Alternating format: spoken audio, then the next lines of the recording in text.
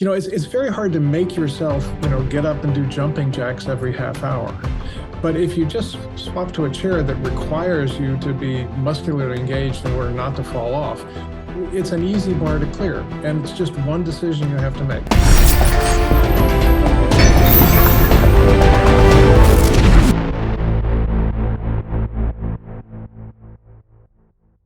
I am here today with Turner Osler, who is a trauma surgeon turned epidemiologist, now turned inventor and entrepreneur. You have a BA in neurobiology from Princeton. You're an MD from the Medical College of Virginia. You have a surgical residency at Columbia and Harvard, a fellowship at the University of New Mexico. And then, of course, after that, 20 years in both academia as well as a trauma surgeon. And you have over 300 peer-reviewed papers and book chapters. And decided, you know what? Forget all of this. I'm just going to go and I'm going to make a chair. So we're going to have a lot of interesting conversations about career paths, about changing fields, career transitions. And of course, the most important reason we're here today is to talk about sitting, and specifically sitting in your chair. So Turner, really, really excited about today's conversation. Thank you for being here. Well, Zach, it's great to meet you. I've enjoyed your podcast a lot. Well, I very, very much appreciate that. Here's where I want to begin. This is an age-old battle that I've had with many people in my industry throughout the many years that I've worked in it. Now that I'm speaking to a consummate professional, not only on the medical side, but also on the ergonomic and chair design side. Ergonomically speaking, I believe the Aeron chair was designed by Satan himself. Agree or disagree? Well, yes and no, because I know the guy who designed the Herman Miller Aeron chair, and I like him. All right, so now let's take the person away from it, because I didn't realize how personal we were going to get so quickly. How about the idea of it? Because I know nothing about the person. I'm sure he's wonderful. No. So here's the story. I was at an ergonomic conference, showing our chairs, and some guy walks by, and he's got stubble and a curved scarf and groupies. I mean, he's obviously an important guy, and he walks by and he sits down in our chair and he looks a little puzzled. And then his wife sits down on our chair and she says, "Oh, Francisco, this is terrific." And it turns out that this guy was on the Herman Miller Aeron design team in 1994. So he sits down on our chair and we have a very interesting conversation because he's all about chair design and ergonomics and office furniture and manufacturing. And I'm like a nobody emeritus professor from the University of Vermont. I know about anatomy and physiology and anthropology and a bunch of other ologies, but this guy is like a legend in the chair world. And so we have an animated conversation. And, and then we split up, but we swapped emails. And about a week later, I get an email from this guy and he says, "I feel terrible. I've spent my whole life trying to make chairs so comfortable no one would want to get up. And now you tell me that they are killing people. But what do you want me to do? We've convinced people they can't sit without armrest and a backrest and a headrest and lumbar support. And now we can't sell a chair unless it has these things."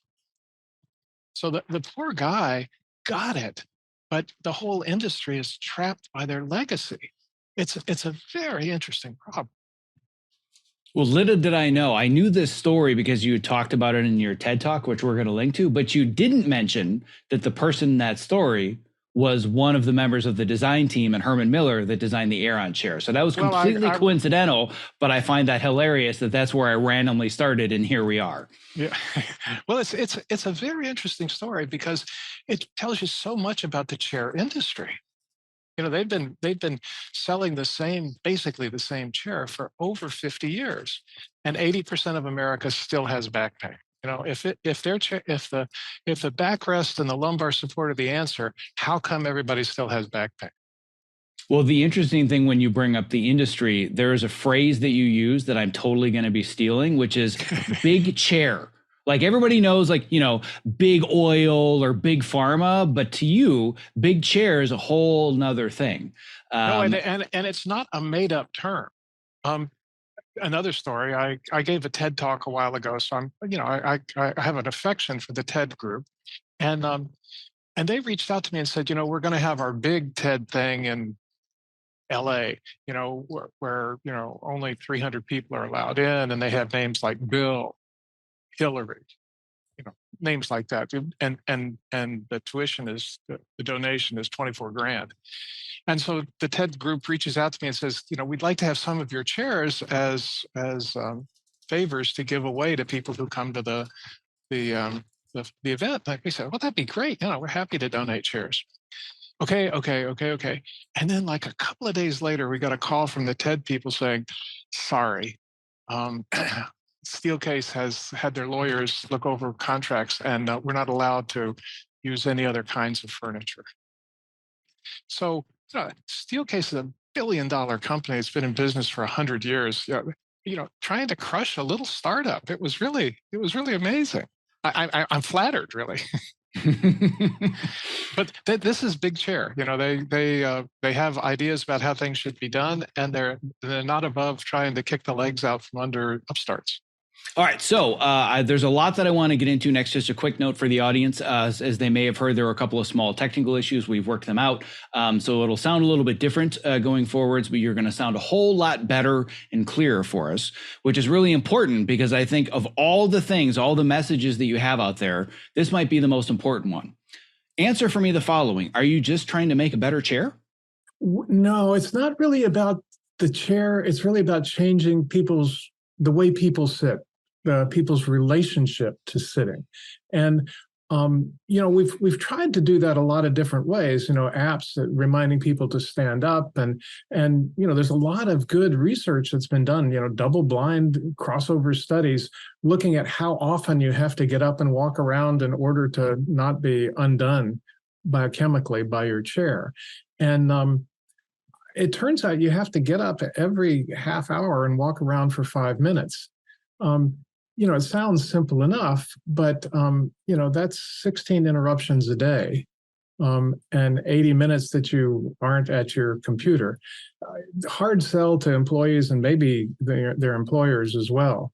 So in order to get people to sit differently, you can't do it by asking them. You have to change their built environment so that it becomes non-negotiable. I learned this in graduate school when I was my mentor in public health was Professor Susan Baker at the Johns Hopkins School of Public Health. And she said, you can't ask people to do stuff. You have to make it impossible for them to do the wrong thing. And and this is how it has to be. We made a huge. We can beg people not to drink and drive, but what you need is divided highways so that people can't hit each other head on. You need airbags so people will be protected no matter what they do. By changing the built environment, you can keep people safe. Asking people to do stuff, it really doesn't succeed. Yeah, the quote that really resonated with me was where you had said that I'm not trying to make a better chair. I'm trying to change the idea of what a chair is. And as soon as I saw that, like, this is a guy that I want to talk to, because otherwise it's just variations on the same theme, and variations on the same theme have gotten us exactly where we are now. Right. And the people who write the books on ergonomics are just kind of copying off each other's paper. There really hasn't been any new thinking in ergonomics for the last 50 years. It's really kind of shocking. And when we show our chairs to people who have formal ergonomic training, they take one look and they say, it's very interesting, but no one could sit on that all day. You have to. No one is strong enough to sit all day without a chair back to lean against. That can't be right. I'm 73 years old, but I'm fine without it. And actually, for most of human history, people's chairs didn't have backs. I mean, chairs with backs didn't come along until the 1900s, for crying out loud. Before that, people sat on stools and benches, and or not at all. So the idea that you can't sit without all the supports, the backrest, the headrest, the footrest, it's preposterous. And yet it's dogma in the ergonomic world. Or, like you said, it's in the world of Big Chair, right? Exactly. Well, and they don't want to change anything because they are making bank. which, much larger issue far beyond big chair. That's the biggest issue for big pharma or big oil or anything else, right? It's not about what's best for the country or the world or the individual. It's about what's best for the bottom line. And it sounds like big chair has the same problem. And I find myself battling these, when I was a resident, when I was a physician, we're constantly battling big pharma, trying to find drug combinations that wouldn't bankrupt a poor patient. And, it wasn't until later that I discovered these drugs don't cost but pennies. And the drug companies are, just wringing the last dime out of these poor people. So, I came to have a very, a very severe view of big pharma, and I'm afraid big chair isn't much better. Well, I'm glad that you brought up this idea of your previous life, your former life, and when you're fighting big pharma, because what I actually want to do is bookend this conversation where we started with the T's, going a little bit more into the chair, and I want to come back to it later. But I'm actually just as, or frankly, even more fascinated by your career trajectory, because I'm really interested in how you've done so many different things and then decided in what most would consider the final stage of your life, I'm going to start over and try something totally different. So I want to learn a little bit more about your background, because your background is actually very relevant. And when I say background, I say that with partial pun intended. But for most of the people, if not all the people that I've talked to about sitting being the new smoking or other manufacturers of other chairs, they didn't have the level of understanding of the human body or movement or the spine that you do from your decades in the medical world. So can you give us a little bit more of a background of where you came from and what led you to this point of deciding to make this chair? Yeah, no, no one is more surprised by this turn of my life than me, or maybe my wife. She's like a normal rheumatologist. She's shocked by what's happened to her normal trauma surgeon husband. I got my first degree from Princeton in neurobiology, and then went to medical school. And surgery is just it's just too exciting to pass up. I just can't understand how anybody who went to medical school didn't want to be and most people did, but most people were smarter than that, because it's a lot of darn work. The surgical residencies go on for 5 or 6 years, and then you have to do a fellowship. It's quite a long path, but you have the incredible opportunity to look under the hood of the human body. You get to go into basically things that nobody else gets to see, and it really changes how you think about the human body. You just come to be more and more amazed at how perfect it is. I mean, everything just fits and works, which is an odd thing to say, because the reason we're operating on people is things aren't quite perfect. But for the most part, the design is pretty darn good. And so, it comes as sort of a shock that 80% of America has back pain. How bizarre is that? It just doesn't make any sense. But to continue the career trajectory, so medical school, and then residency, and then fellowship in trauma surgery, which is the most general kind of surgery there is, because people can be shot anywhere, and if you wreck your car, any body cavity can be ruined. So I spent 10 years on the trauma service, running the trauma service at the University of New Mexico, and then here on the trauma service at the University of Vermont. But I ultimately aged out of taking night call. I'm okay staying up all night. It's just the next day wasn't so great. So along the way, I'd gotten a master's degree in biostatistics, and I'd started doing epidemiology. I got a grant from the NIH for a couple of $1 million to study how we know which trauma centers are doing better than other trauma centers, so the laggards can be brought up to speed by the leaders, and quite a lot of math involved. And when I started doing that, I was mostly writing computer code. And so for the first time in my life, I was sitting, because as a surgeon, you just run around. The OR, the ER, the ICU, the clinic, and my back started to bother me. And I thought, wow, geez. But how hard can this be? I've been to medical school. I understand statistics and research, and it turned out that it was kind of hard, because no real good research had been done. And the more I looked, the more astonished I was at just the poverty of what we call ergonomic science. It was really laughably bad. These guys are showing pie charts to each other, for crying out loud. It beggars the imagination. So, but if you bring, serious research tools to it, you kind of come to the conclusion that what we're calling ergonomic chairs are basically a failure. And I had other interests in body work, Feldenkrais and Pilates and yoga, and also martial arts, Aikido, which has a lot to do with body posture and using your spine to move other people around. And all of these things kind of came together for me that, really your body is perfectly designed to generate its own posture. And when you try and impose posture on the body with external struts, the backrest, the headrest, the footrest, lumbar support, all that kind of stuff, you wind up just kind of ruining the basic balanced posture that is integral to martial arts and dance and walking. So I thought, well, let's just make a chair that allows people to adopt that posture unconsciously. And so, we found that by making the seat pan of a chair just a little unstable, people would suddenly be responsible for their own posture.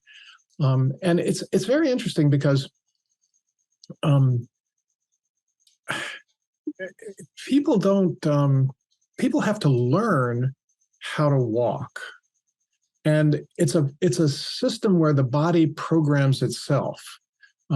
And this is why all kids go through creeping and crawling and toddling and walking, as the body kind of figures out its reflex arcs to get it to move gracefully through space.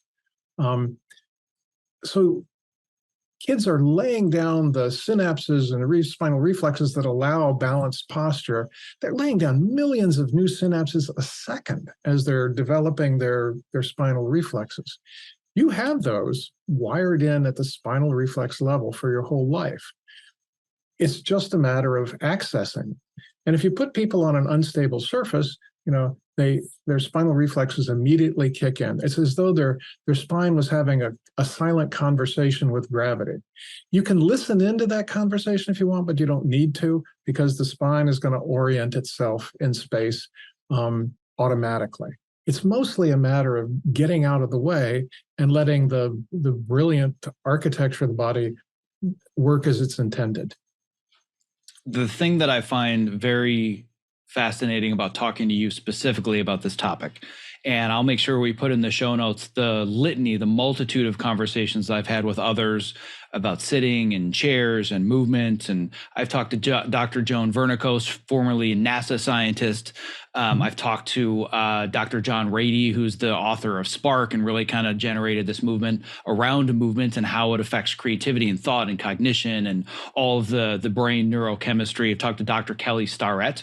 But none of those people who are some of the foremost experts in this field have literally held somebody's spine in their hands and fixed it.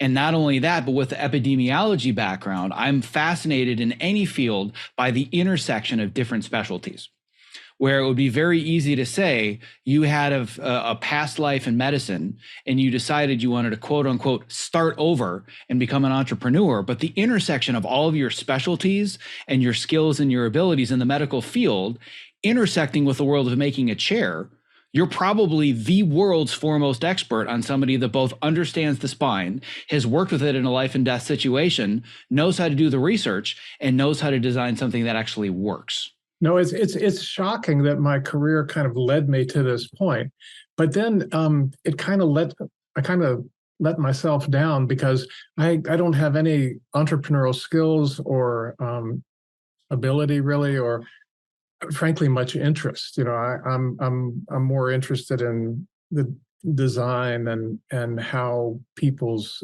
physiology and anatomy interact in space with unstable surfaces.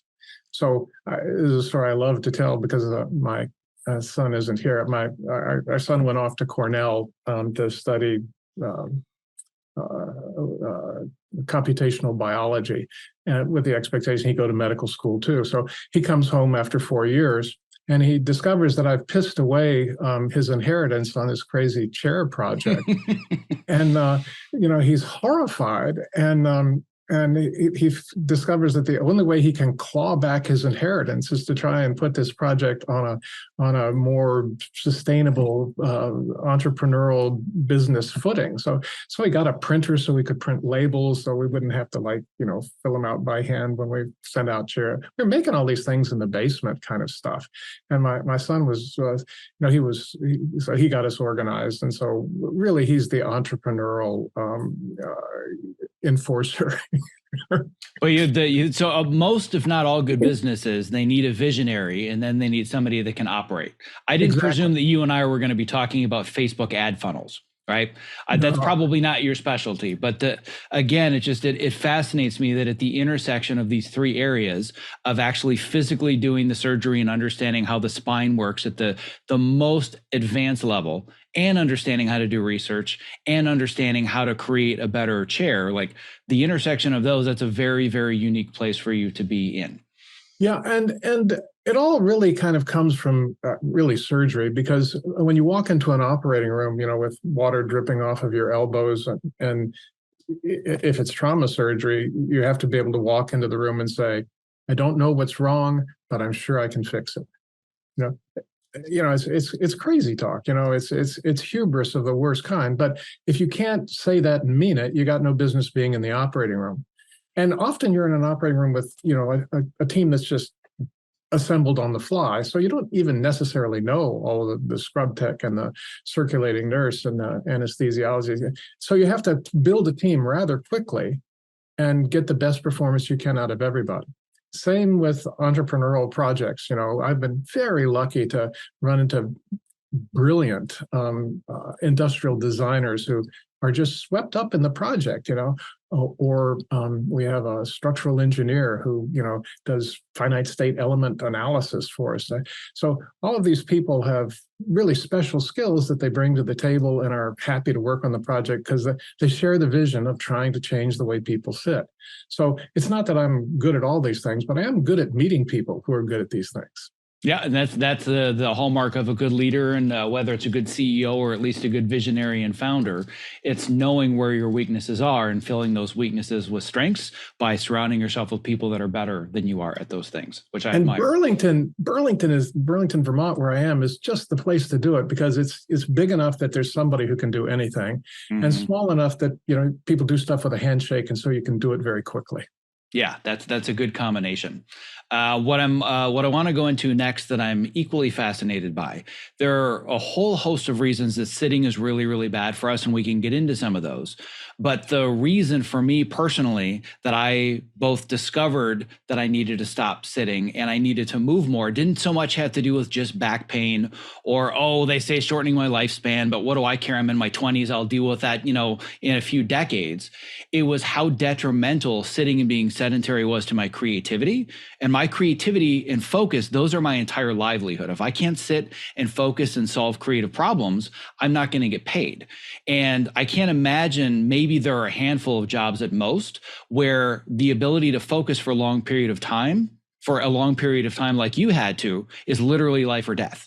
Right. So for you went from I am laser sharp focus with literally somebody's life in my hands to all of a sudden I'm sitting all day long and my back hurts. But I would imagine that you probably noticed there were a lot of other cognitive effects to this new life where you were sitting all the time. Mm-hmm. No, it's very easy to stay focused in the operating room, and you're very willing to adopt whatever posture it takes to get to the posterior aspect of the spleen or the hilum of the liver. You just can't. But these things are transient. When you sit badly for many hours a day. And that's really what the problem is. If people were able to change their posture and get up and do something else, none of this would be at issue. But in order to focus, people find they need to be at a desk. And as soon as they're at a desk and sitting still, now a lot of bad things happen because your pulmonary excursion, the amount of movement that you have in your chest wall goes down. And so you're moving less air in and out of your lungs. And there's dead space in the trachea and the bronchi. So you really aren't getting as much oxygen as you would as if you were just standing up. Also, blood pools in your legs if you aren't using the muscles in your legs. There's a column of blood that goes from your right atrium down to your ankles, and the blood has to come up against gravity to get to your heart. Typically, that's done by when you're walking, the big muscles in your calves and your thighs are constantly flexing. The veins pass through the muscles, and so when the vein is squeezed, the blood is squeezed back toward the heart because the deep veins have valves in them.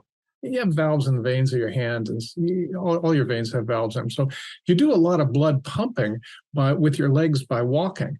When you sit still, your legs are dependent. They're hanging down, the blood pools, then the veins dilate, and really not much happens. So the blood that's coming back has been sitting around for a while and is way low in oxygen. So, we can measure these kinds of things. It's harder to measure creativity, but people feel it. And we've got like 12,000 of our chairs out in the world, and we swap email with everybody. And one guy who worked for Goldman Sachs, sent us an email and said, I used to need a espresso at 2 and another one at 4 to get through the afternoon, but now I don't, after he got one of our chairs. So people find that merely moving their blood around because they're moving their body around makes a huge difference in their perceived level of alertness. Well, for the procrastinators out there who hear all of the statistics and know how bad sitting is and it's the new smoking, and they're thinking that's something I'll worry about in a few decades, you're going to feel the effects of having more energy at 2 o'clock in the afternoon or 4 o'clock in the afternoon that day. To me, that was life-changing. And it's now been so long since I was a chronic sitter, I don't even remember what it felt like. If you were to put a security camera in my office, you'd think that I was a squirrel in a burlap sack, because I am constantly standing, sitting on the couch in my QOR360 chair, which we're going to get even deeper into in a few minutes. I'm taking a walk outside over, I cannot sit still.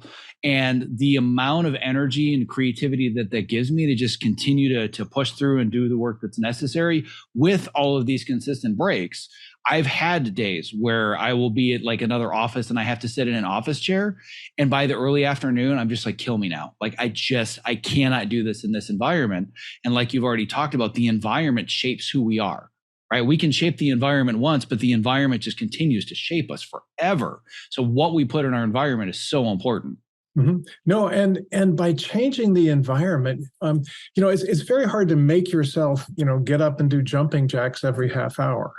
But if you just swap to a chair that requires you to be muscularly engaged in order not to fall off, it's an easy bar to clear. And it's just one decision you have to make. You swap your chair out and you're done, rather than having to decide to, get up every half hour and run up and down the stairs.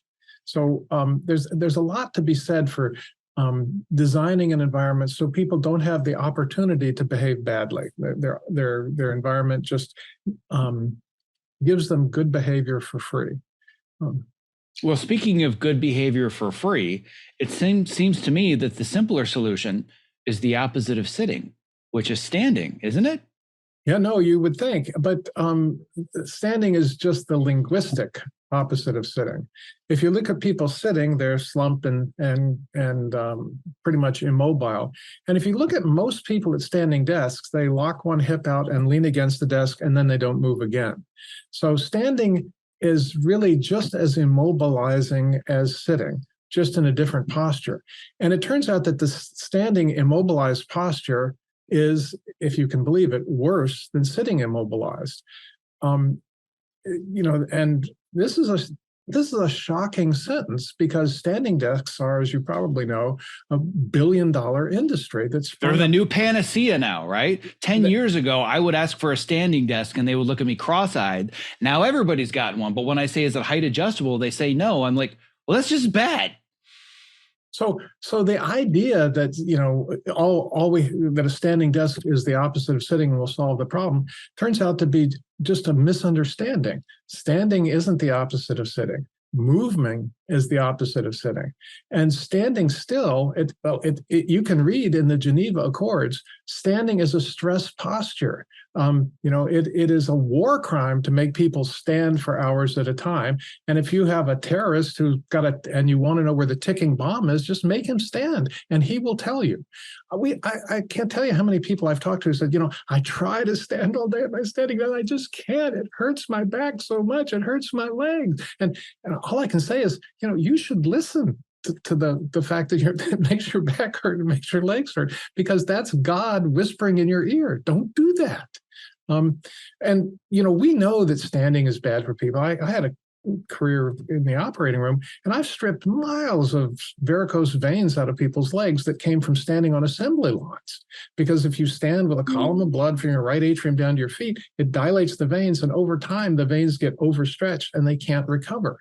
And then they get inflamed and they hurt, and then we take them to the OR. It's not an elegant operation, I'll tell you, but it's an operation you don't want. There are very clear downsides to standing for prolonged periods of time. An adjustable height desk gets you up and moving around. It's a different project, but people who are standing stock still all day, check out people in the supermarket. They complain loudly about how much their legs hurt them. And those of us who've stood for long operations in the operating room, oh my Jesus, you can't wait to get out of the operating room, get your feet higher than your heart for just a few minutes, because it feels so much better. Even a long plane flight. And if you go on a long plane flight and do this experiment after the next time you're on a plane flight, take your finger and push just right in front of your tibia, 6 inches above your ankle, and it'll just sink in and leave a dent in your flesh. Edema, swelling, because water plasma leaks out of your veins when your legs are dependent. If you aren't walking and pumping the lymph back into your central circulation, your ankles swell. And this has several downsides. It's hard on the tissue. It hurts. It feels bad. And it predisposes you to deep vein thrombosis. So every so often somebody will get up after a long flight and fall over dead because they flipped a PE. So there's a lot of downside to sitting still or standing still, where the blood is pooling and the plasma is leaking into your tissue, and the swelling. You just have to look at it to know it's not right. So then I just need to get a pair of cushy shoes. That should solve it, right? Nice, cushy, soft shoes, maybe insoles. I'm good to go. Yeah, well, if only. The problem is that your whole leg has swollen, and now you find people wearing compression stockings, trying to find a workaround to do that, which were invented for people who'd had cancer surgery and stuff. So it's a workaround, but by the time you need compression stockings, you need to kind of rethink how you're living your life. So I want to talk a little bit more about standing, then we're going to find kind of this in between. Mm-hmm. There's a product that I've been recommending for years and years. I don't know if you're familiar with the Topo Mat. It's created by a company called Ergodriven. I don't know it. All right, so I'm going to introduce you, and the audience is like, oh my God, he's been talking about this for a decade. I want to introduce you to it now, because I think there's a world where it might be the equivalent to standing what your chair is to sitting, which I've been looking for years. And coming from both your background medically and now your background designing this product. What I have here, my audio might get weird because I have to step a little ways from the microphone. It's a standing mat, but it's not flat, right? It's got all this different terrain. And what the designer of this mat has found is that it subconsciously promotes consistent and constant movement because it's uneven.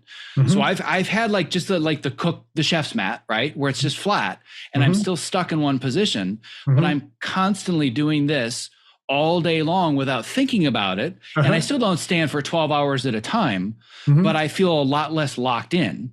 I love that idea. The idea, the human foot, well, 1/4 of the bones in the human body are in the feet.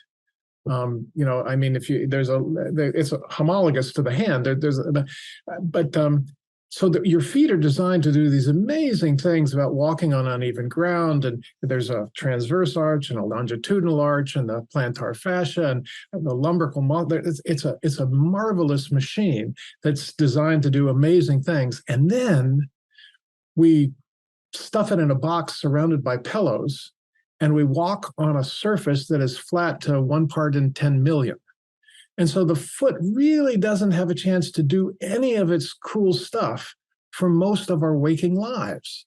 And so what happens is, the toes are looking to get purchase as you're walking.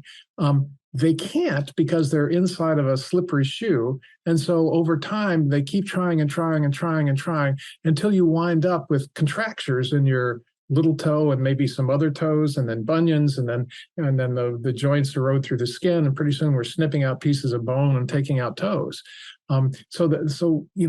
Hippocrates observed 2,000 years ago, that which is used develops, and that which is not used wastes away.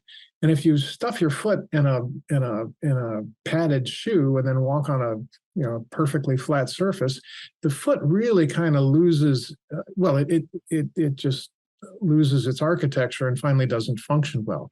The idea of a mat that lets your foot kind of do what it's designed to do is really brilliant. I had the idea that it would be fun to make a treadmill, only it wouldn't have a flat surface. It would be like, running through the mountains, with bumps and lumps that would like come around in sequence. My son wrestled me to the ground and told me we can't do that. Oh, well, if you're looking for a tester for your hiking trail treadmill prototype, I would be it, because I find myself all the time when I'm out walking somewhere trying to get away from concrete. Right, exactly. Like if I'm on a sidewalk, I'm actually off the sidewalk walking through the grass and the dirt. So it sounds like basically I have a trifecta of products that I can't live without. One of them is the topo mat, right? So I want to make sure that when I'm standing, because I find I'm a lot more active and I can communicate better and speak better when I'm standing. You wouldn't catch me dead either teaching or podcasting from a chair. But when I'm being creative, I like to be sitting in the chair. That's when I'm doing my editing or my writing. So there's different stances for different positions. But having the topo mat I got to have it. Another one is I have to have an active type of balance chair. And the third one in the trifecta is minimal shoes. So if I absolutely, I know the guys at Vivo Barefoot, and I know the guys at Zero Shoes. I was going to bring up Steve Sashin, the creator of Zero Shoes, has also been on the podcast, and we've talked about the foot extensively. So that's what reminded me of that. No. So Steve is such a great guy. I was on his podcast, actually. He's done so many different things. But we were. It's just like we're brothers from different mothers or something, because his idea is that if you free the foot to behave as it's designed, all the problems are solved. And our chair is basically the barefoot shoe of sitting, because it allows you to express your natural posture without any imposition from the outside of expectations of chair designers, just like barefoot shoes. There's a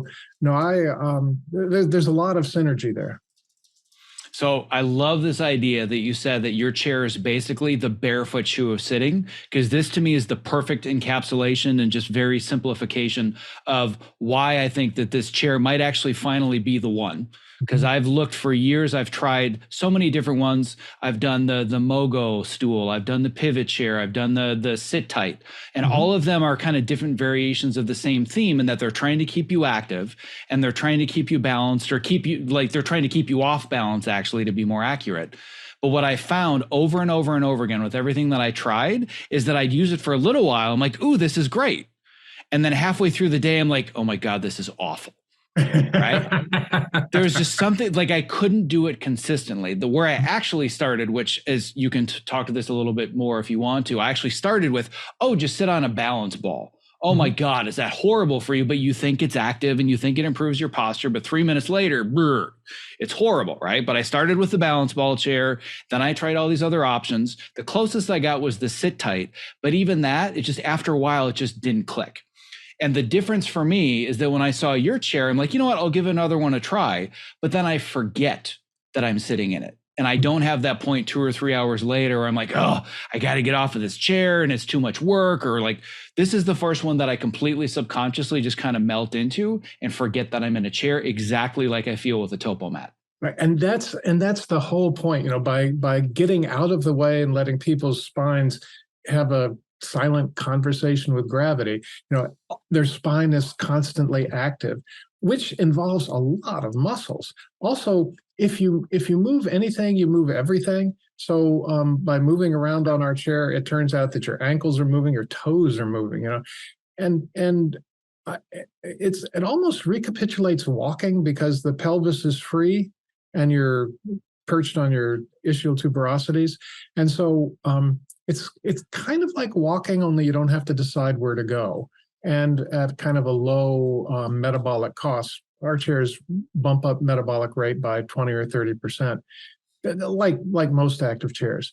The thing that makes our chair different is that many of these chairs, like the sit tight and the swapper and all these things, are basically a seat on a pole, and the pole tips.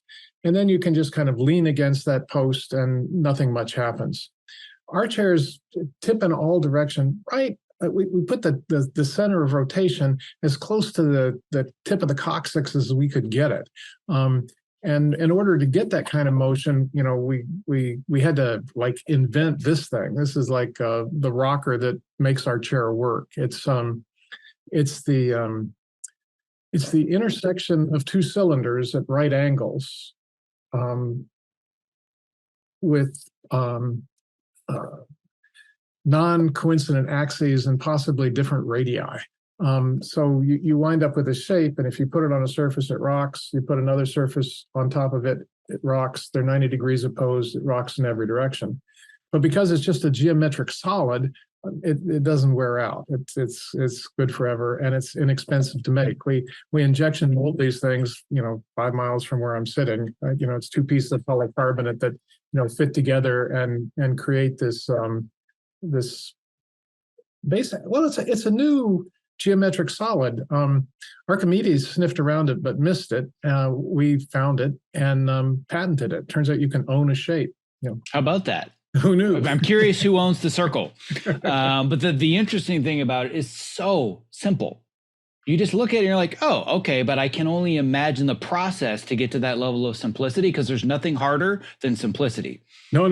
This surely was not the first thing. And there's a community of people who are engaged in trying to make active chairs. And I swap email with 20, maybe 30 different guys who have different kinds of chairs, different ideas about this stuff. And one guy in Israel had like this immensely complicated things with levers and gears and springs. And I mean, they'd worked on it for a long time. And he sent me one. And I sent him one of our chairs, and then we were on a Zoom call, and he said, "God damn it! I paid my engineers a lot of money to make these things, and yours is better." And I said, "Well, that's the problem. You hired a bunch of engineers, who think in terms of levers and springs and cams and this and that and the other thing. I'm a washed-up surgeon, and I kind of think in terms of how the femur moves on the tibial plateau, or how the femur fits into the acetabulum. I kind of think is more of a biologic joint, which kind of makes sense because it's going to have to interface with a bunch of biologic joints. And I really kind of think that it's just because I wasn't trained as an engineer that I had a leg up on the problem. Yeah, and that's one of the things that I admire again about this intersection of all these different specialties is that if you were a hammer, all you see are nails. If you're an engineer, all you see are levers and springs and pulleys and fulcrums.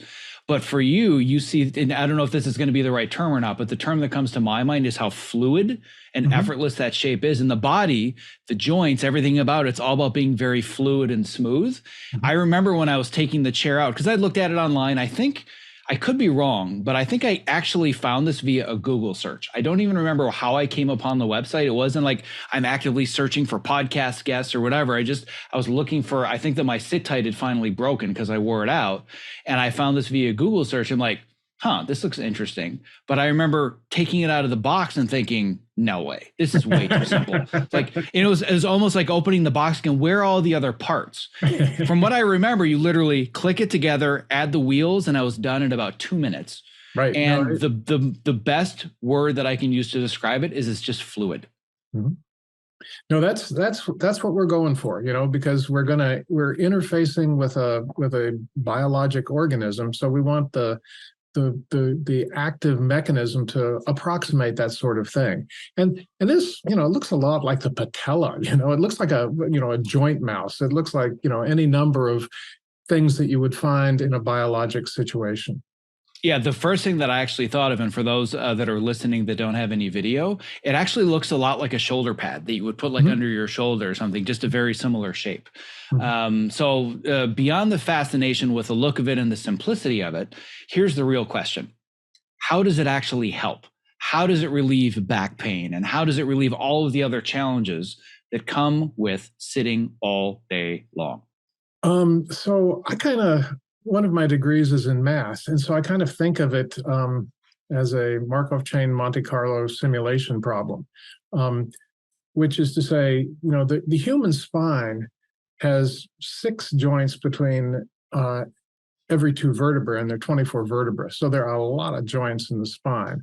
So the spine can adopt an immense number of different conformations, most of which are silly, painful, or impossible. And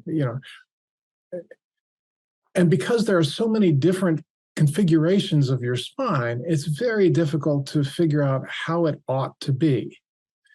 But if you make a chair just a little bit unstable, people are constantly exploring the space of how their spine could be a little bit different because they're constantly having to adjust it in order to stay balanced on the chair.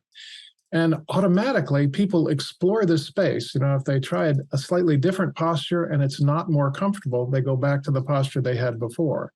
If they try a slightly different posture and it's more comfortable, they stay there and then explore some more. And very quickly, people find a posture that really works for them. I've done this experiment many times where we go out to the walking street in Burlington, Vermont, Church Street, and just put out some chairs and watch what happens.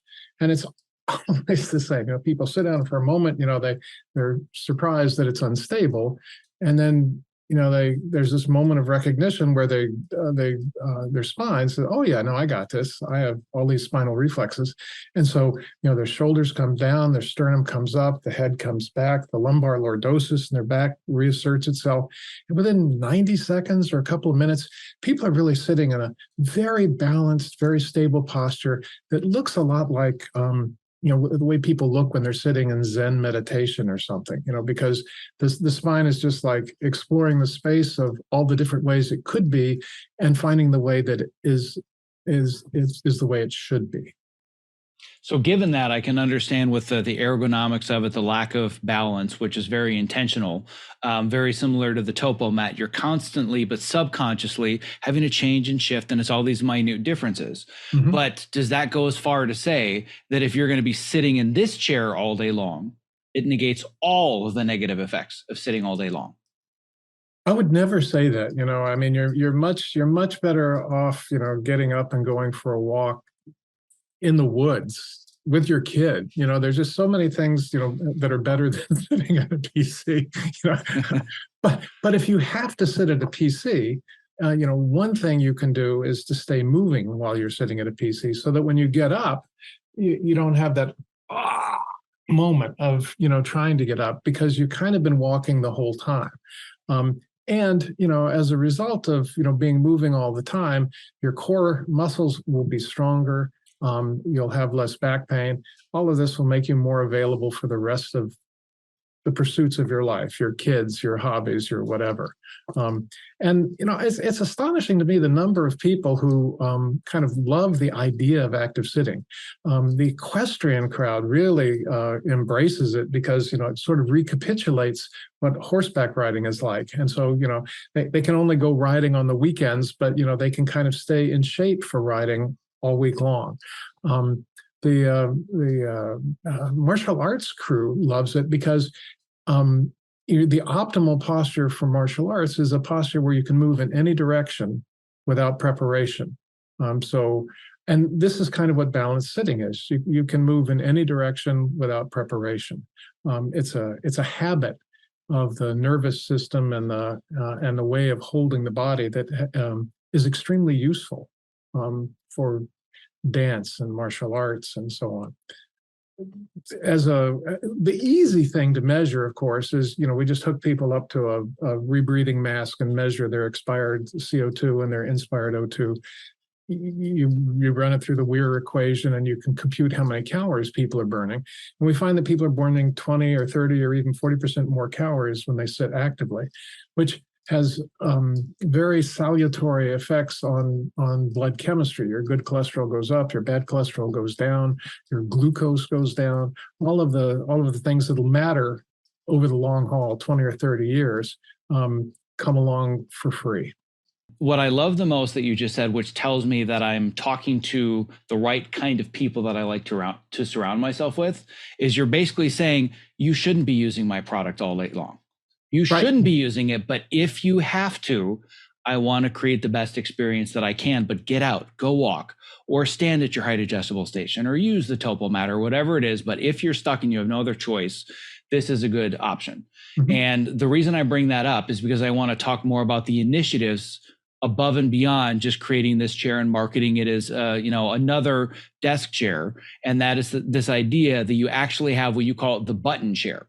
So it's not just about, I've got an idea for a new kind of office chair and I'm an entrepreneur and I want to turn it into a business and I want to help people, but I want to make money. For you, there's a much bigger impact-based vision, right? So I want to talk about the button chair, but I also want to talk about it in conjunction with a stat that blew my mind, which is, and you mentioned the one earlier, that 80% of people in the US have back pain.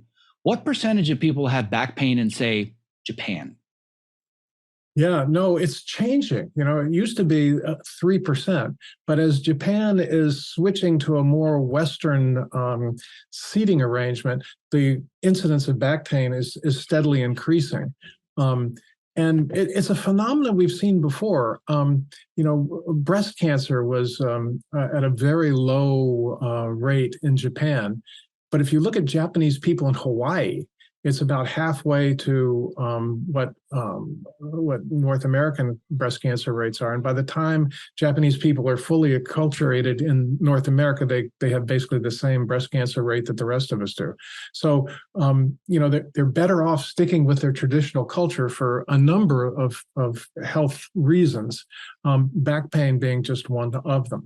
In Japanese martial arts, you sit in seiza. You sit in a kneeling position that has your spine with its normal lumbar lordosis, where you sit on the floor.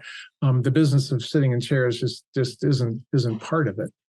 It's very tough for Westerners to get back to being able to sit on the floor.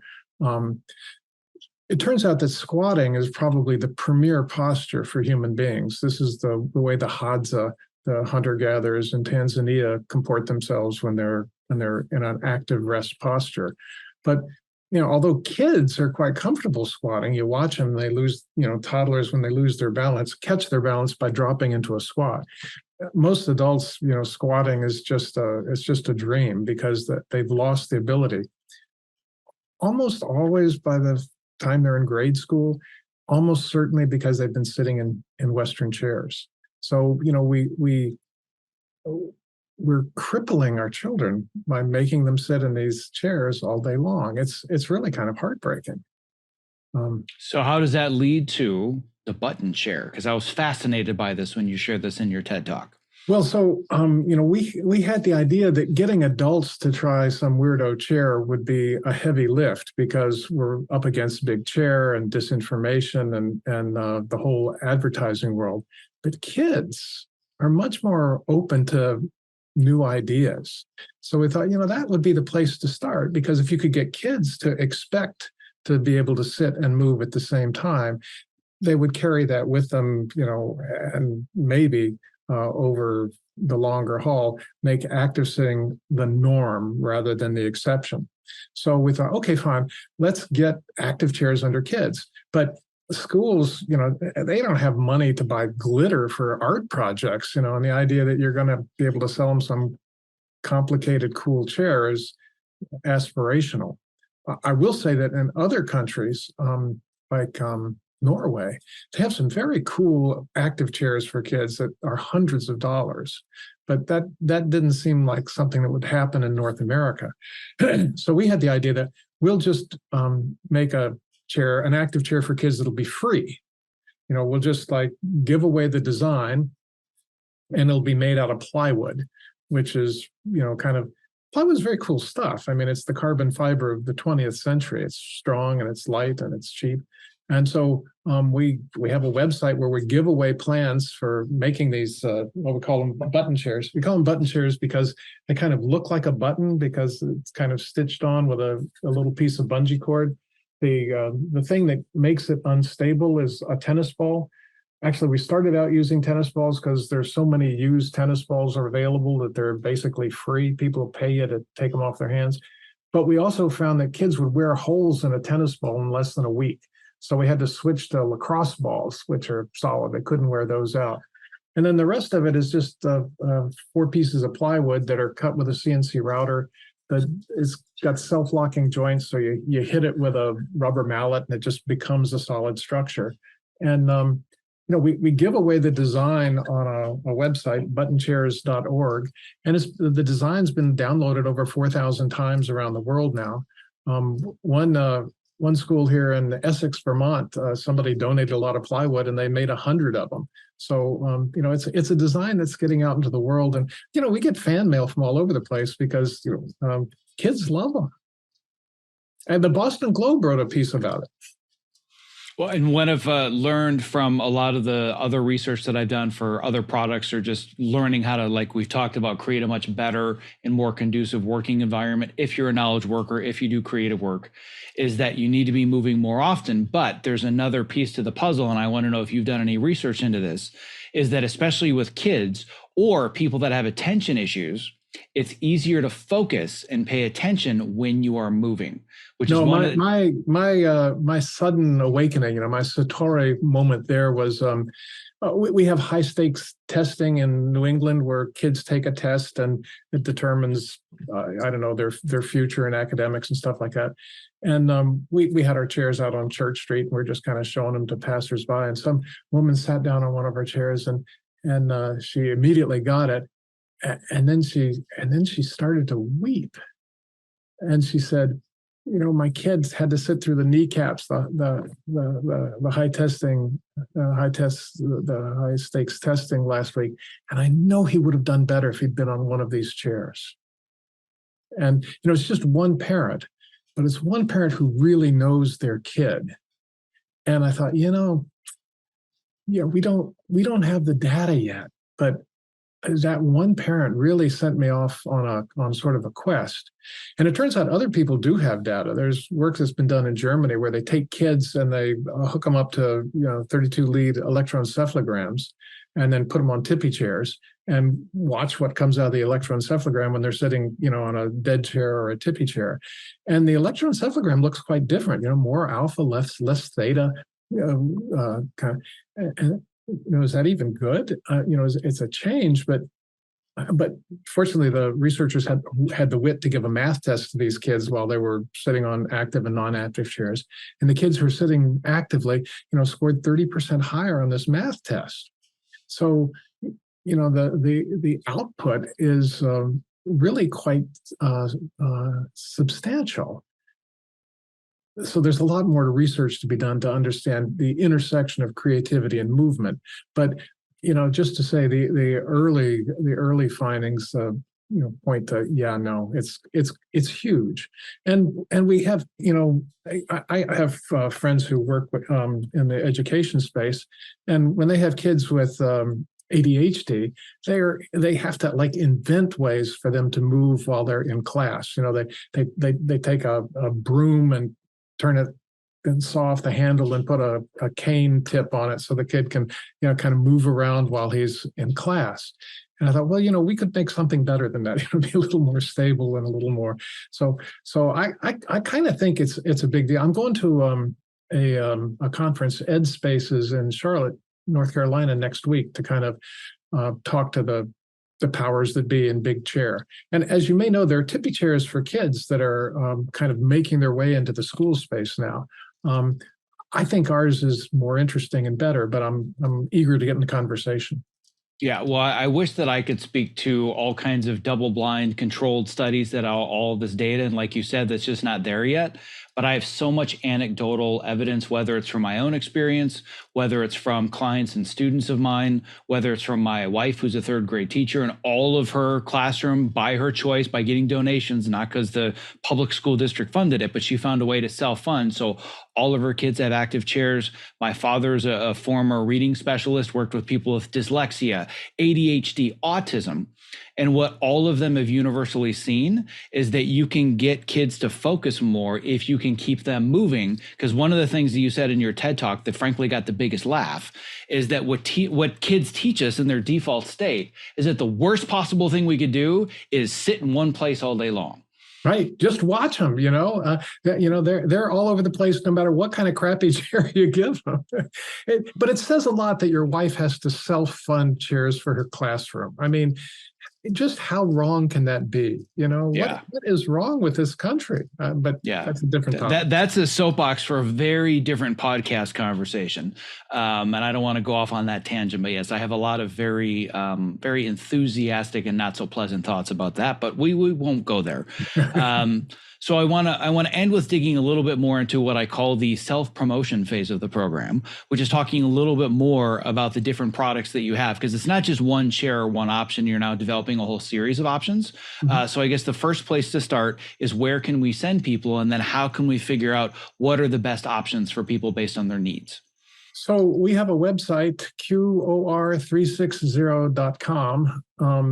It's like core, but all the C's were taken, so we got the Q's. I was going to ask why, and like, where did that come from? From an entrepreneur's perspective, I know there are at least 15 different meetings and whiteboard sessions. I'm like, how'd they come up with QOR? And you're like, the C was taken. I love it. The C's were taken, so and the K's were taken, so we're down to Q.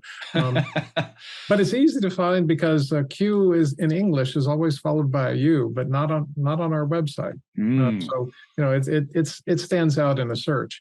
So our as an epidemiologist, my task is to try and make a chair so inexpensive everybody can have one. So we started out by inventing a rocker that seemed like it would make chairs less expensive because it was drop dead simple.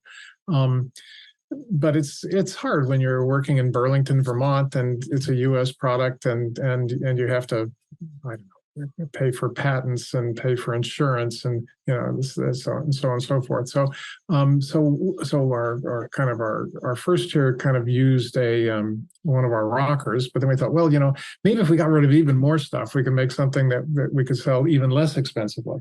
So the next thing we came up with was something that we call the tilt, which kind of gets rid of the gas cylinder and all that kind of stuff, and it even gets rid of our signature rocker and just uses a single industrial grade mammoth motor mount. But it does everything you want. It tilts in all directions. It has a handle to carry it, and the height's adjustable, so we can sell that a lot less expensively.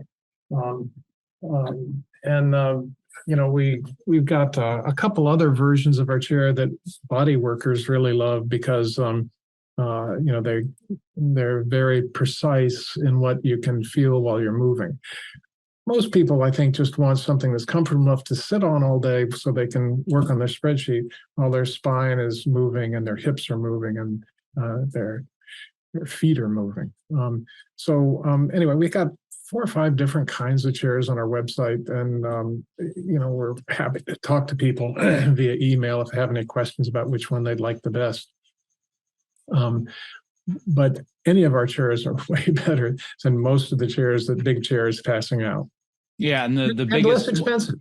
I was just going to say, you stole the words out of my mouth, is that one of the biggest barriers for a lot of people is if I don't want to sit in my Aeron chair anymore, I can save a bunch of money. And then they look at the other options and they're like, whoa, this stuff is just as expensive. Now, you know what? I'm just going to stick with what I have.